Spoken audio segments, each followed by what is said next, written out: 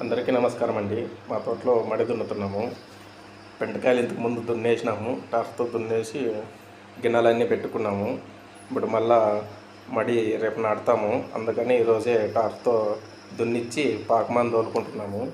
పెయింటింటి పాకమాన్ తోలుకున్నాము. కై అయిపోయింది. ఇప్పుడు రెండే కై దున్నుతున్నాడు.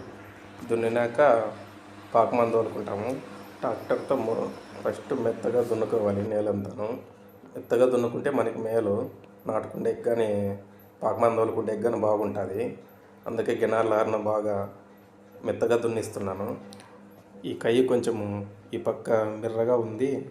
అందుకని ఇదంతా తగ్గు ఉండే పక్కకి అంతా దిగువ తోలుతున్నాము.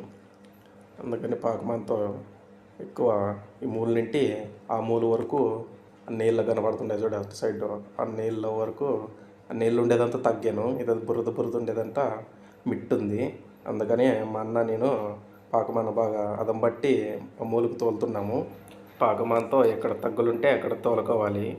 మనం ఎంత బాగా తోలుకుంటే అంత మేలు. లేదంటే నాట్లన్నీ చనిపోతాయి. తగ్గులు ఉండే చాట నాట్లు మునిగిపోతాయి. మిట్లుండే చాట ఆరిపోయి నాట్లన్నీ ఎండిపోయి చనిపోతాయి. అందుకని అంతా సదరం చేసుకోవాలి. ఈ కై ఒకటే మాకు చాలా మిర్రు ఉంది. ఈ కై మిగతా కైలన్నీ పర్వాలేదు. అందుకని ఈ కై కొంచెం లేట్ అయినా అంత నీట్గా తోలుకుంటున్నాము. మేము ఒకరోజు ముందుగాలిగే రేపు నాటుతామనంగా ఒకరోజు ముందుగాలిగే అంతా దున్నించుకొని పాకమాన్ తోలుకుంటాము. ఎందుకంటే రేపు ఒక పక్క నాటుతూ నారు మోసుకుంటూ ఎడం తగ్గులు మిట్లు ఉండేటివి దెబ్బతో అనుకోవాలి. కాబట్టి ట్రాక్టర్ ఒక పక్క సదరం చేసుకుంటుంటే పని సాగదు. అందుకని ఒకరోజు ముందుగాలిగే దున్నుకొని పాకమాన్ తోలుకుంటాము.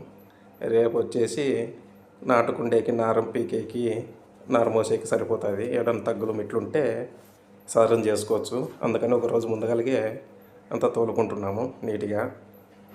మీకు ఈ వీడియో నచ్చితే లైక్ చేసి సబ్స్క్రైబ్ చేసుకోండి. మీరు లైక్ చేస్తే వేరే వాళ్ళకి రికమెండ్ అవుతుంది. రేపు నాటే వీడియోలో కలుసుకుందాం.